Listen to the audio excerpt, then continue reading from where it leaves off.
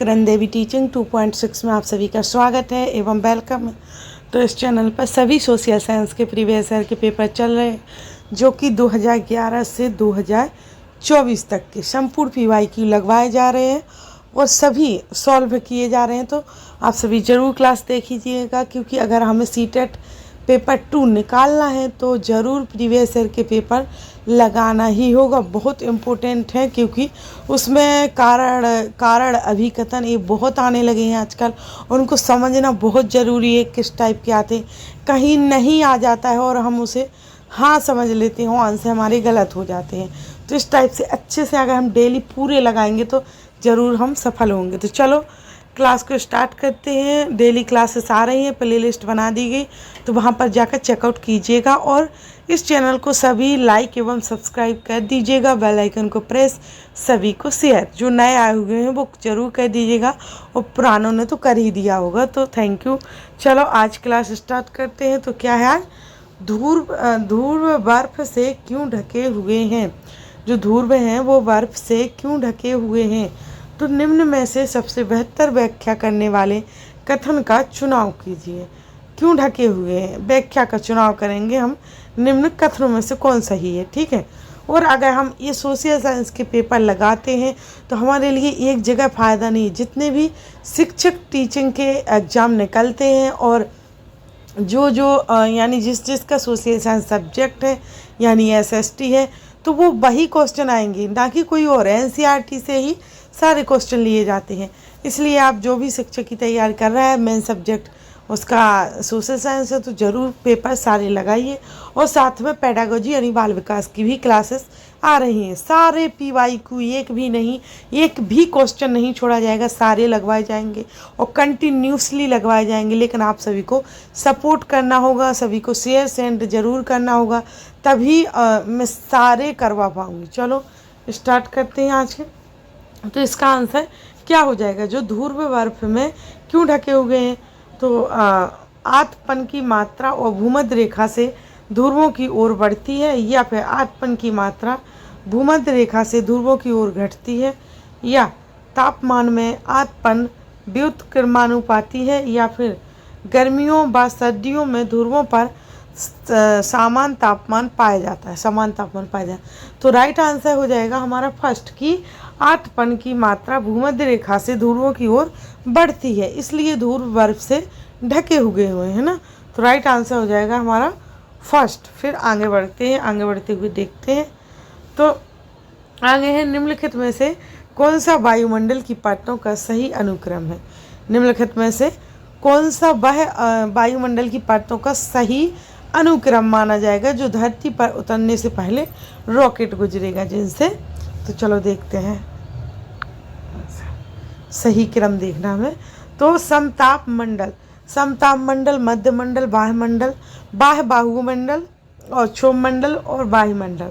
तो क्षोभ मंडल, सप्ताप मंडल, मध्य मंडल, बाह्य बाहुमंडल एवं बाह्य मंडल। तो राइट आंसर हो जाएगा हमारा दूसरा। आगे बढ़ने की जरूरत नहीं है, क्योंकि सही क्रम हमारा यह है कि बाह्य मंडल, बाह्य वायुमंडल, मध्य मंडल और समताप मंडल और क्षोभ मंडल। तो हमारा तीसरा ही राइट आंसर हो जाएगा। अगर जिसने ज्योग्राफी के क्वेश्चन करे हुए यानी ज्योग्राफी थ्योरी करी हुई है, तो वो आराम से लगा पाएगा आंसर। तो चलो यहाँ पर देखते हैं। तो इसके विकल्प को हमें चुनना है। पवनों के बारे में विचार करना है। इन कथनों को पढ़कर फिर सही आंसर लगाना है। किसके, पवन। तो वायु निम्न दाब वाले क्षेत्र से उच्च दाब वाले क्षेत्र की ओर गति करती है और पृथ्वी का अपने अक्ष पर घूमना पवनों की दिशा को प्रभावित करता है। पृथ्वी के धरातल के पास पवन की गति घर्षण बल से प्रभावित होती है। तो राइट आंसर हमारा क्या, कौन कौन से कथन सही हो जाएंगे वायु के बारे में। तो वो हो जाएंगे हमारा B एवं C, ये छोड़कर, है ना। तो हमारा राइट आंसर दूसरा हो जाएगा, है ना, B C सही है। फिर है आगे। तो यहाँ पर भी ABC कथन पढ़ना है और फिर राइट आंसर लगाना है। तो नदी घाटी के निकट मानव बस्तियाँ पनपने लगी और सभ्यता का विकास हुआ। आदर्श बसाव स्थान के चुनाव में प्राकृतिक दशाओं पर ध्यान नहीं दिया जाता। शहरों में प्रकीर्ण बस्तियाँ पाई जाती हैं। तो देखो जो सही है, सही का चुनाव करना था, वो विकल्प हो जाएगा हमारा फर्स्ट, यानी केवल ये ही सही माना जाएगा, यानी फर्स्ट राइट आंसर हो जाएगा। फिर है आगे, तो निम्न में से कौन से खनिजों के उदाहरण हैं, सही विकल्प का चुनाव कीजिए।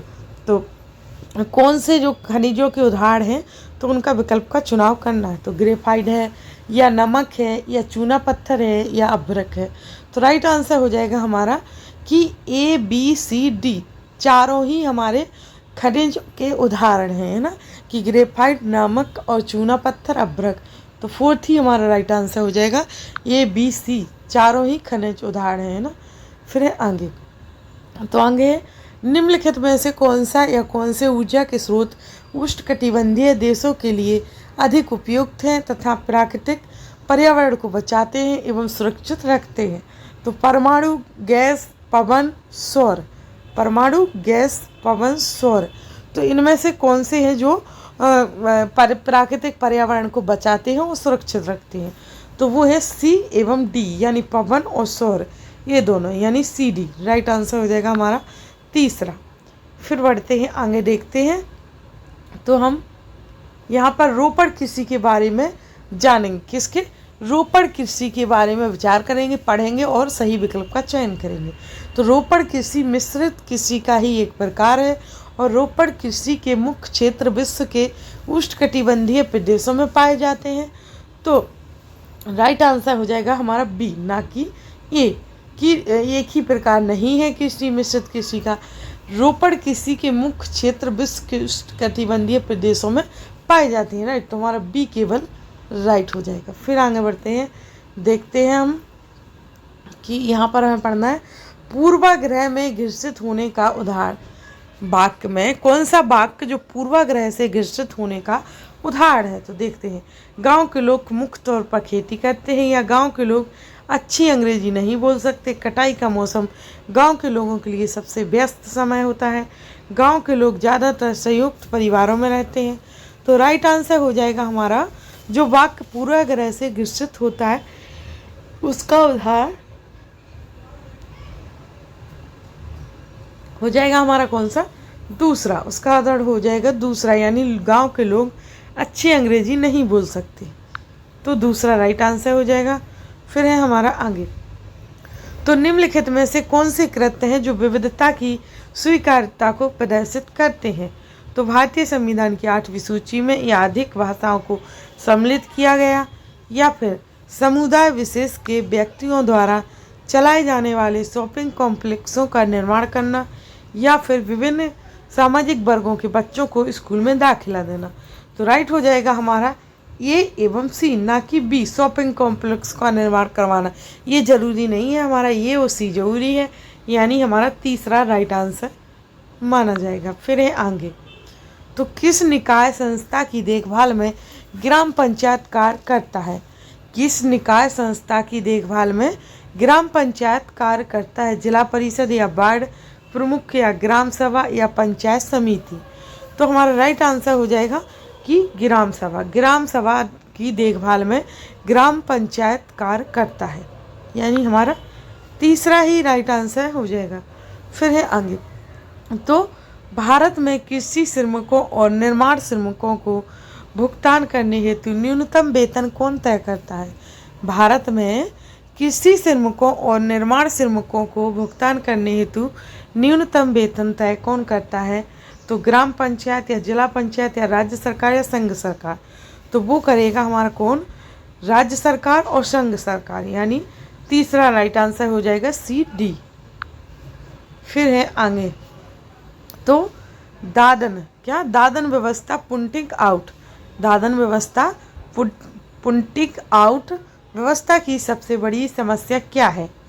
तो जुलाहों के पास बाजार दर की जानकारी न होने की वजह से व्यापारियों द्वारा उन्हें कम पैसे दिए जाना, या व्यापारियों को कच्चा माल जुलाहों तक पहुंचने के लिए अतिरिक्त परिवहन खर्च करना, या जुलाहों का कच्चे माल की गुणवत्ता पर कोई निर्णय न ले पाना, या जुलाहों द्वारा भेजे गए त्योहार उत्पादों पर व्यापारियों का कोई नियंत्रण न होना। तो राइट आंसर हो जाएगा हमारा पहला, कि दादन व्यवस्था की सबसे बड़ी समस्या क्या होगी। इसकी सबसे बड़ी समस्या होगी कि जुलाहों के पास बाजार दर की जानकारी ना होने की वजह से व्यापारियों द्वारा उन्हें कम पैसे दिए जाना, यानी हमारा फर्स्ट ही राइट आंसर हो जाएगा। फिर है आगे, तो निम्नलिखित में से क्या शहरी जीविकोपार्जन के द्वारा निम्न में से क्या शहरी जीविकोपार्जन के ज़्यादा सुरक्षित साधन उत्पन्न करने में मदद करेगा? रेहड़ी फेरी वालों को प्रतिबंधित करने वाले कानूनों को हटाना, या अनियमित रोजगार के और प्रकार बढ़ाना, या नियुक्तिकर्ता को न्यूनतम वेतन और न्यूनतम काम के घंटे निर्धारित करने की आज़ादी देना, या स्थायी रोजगारों की संख्या कम करना।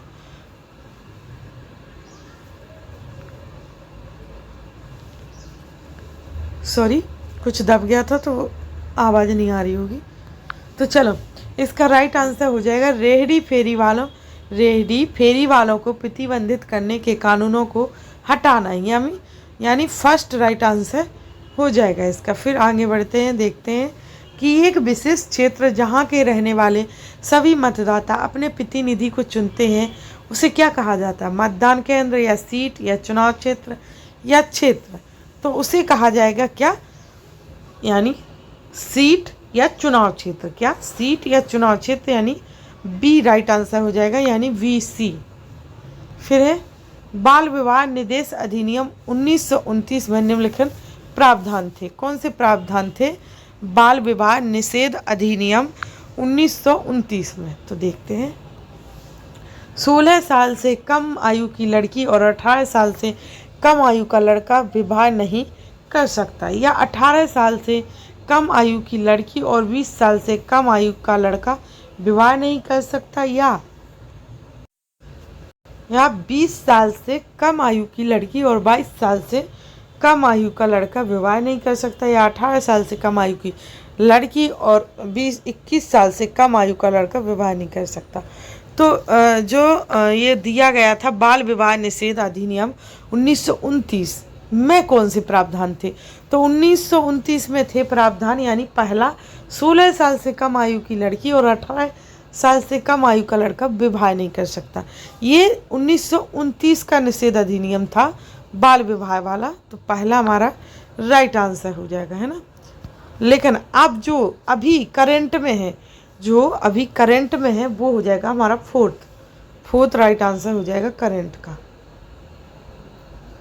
फिर है आगे, तो भारतीय संविधान एक जीवंत दस्तावेज है। भारतीय संविधान एक जीवंत दस्तावेज है, इस वाक्यांश से क्या पर्याय है?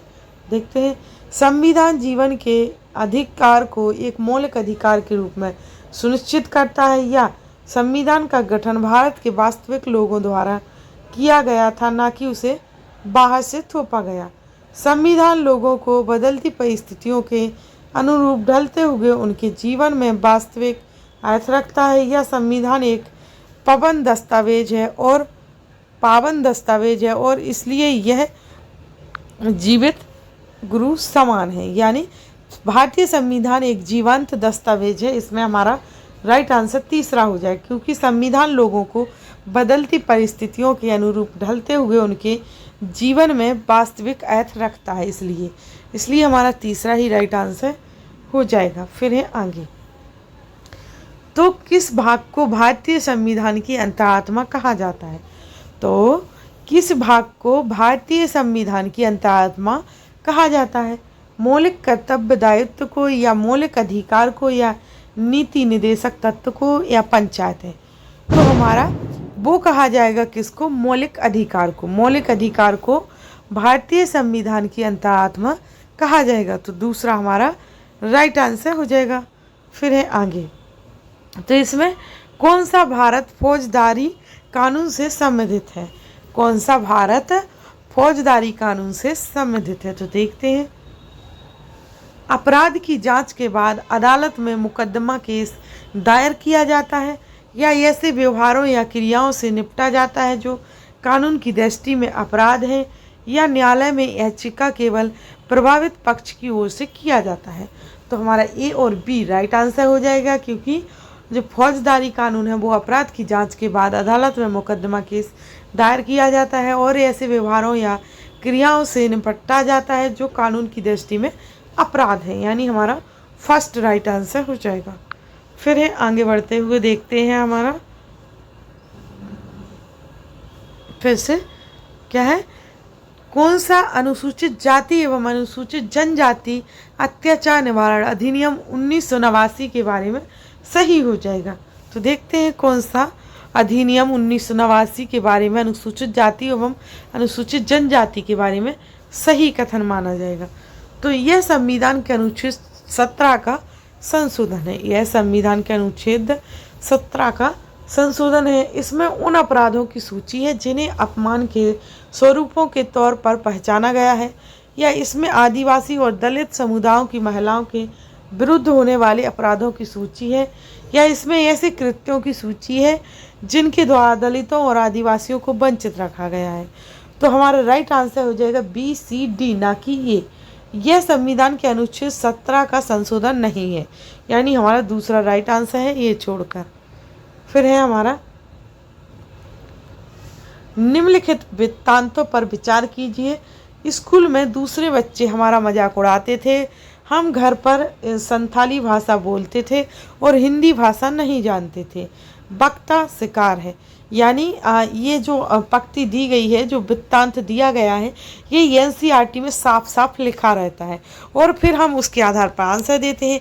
इसलिए हमें एनसीईआरटी बहुत मोस्ट इम्पोर्टेंट हो जाती है। ज़रूर प्लीज़ प्लीज़ एनसीईआरटी पढ़िए।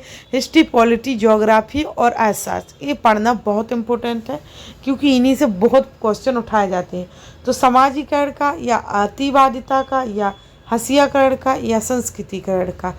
तो यह वृत्तांत पर विचार करने से हमें मिलता है वक्ता शिकार क्या, हंसियाकरण का। किसका? हंसियाकरण का। राइट आंसर तीसरा हो जाएगा। तो इस प्रकार से हमारी आज की क्लास यहीं समाप्त होती है, जो कि यहाँ पर हम थोड़े कम क्वेश्चन ला रहे हैं, जिससे आपको ज़्यादा बर्डन न पड़े। इतने क्वेश्चन लगाना भी आपके लिए बहुत कंपलसरी, और आपको ये लगता है कि कम क्वेश्चन है तो ये एक की जगह 2 क्लास देख लीजिए। किसी कोई कम देख पाता, कोई ज़्यादा, इसलिए आप 2-3 क्लास देख सकते हो, क्योंकि कोई क्वेश्चन बीच में नहीं छोड़ा है, लगातार सारे क्वेश्चन लिए गए हैं। तो आप सभी क्वेश्चन लगाइए और सभी को शेयर कीजिए और लाइक एवं सब्सक्राइब कर दीजिएगा। जो नए आए हुए हैं बेल आइकन को प्रेस, सभी को शेयर। तो चलो आज की क्लास यहीं समाप्त करते हैं, और बहुत हेल्पफुल क्लासेस हैं आप सभी के लिए। तो thanks to for watching video.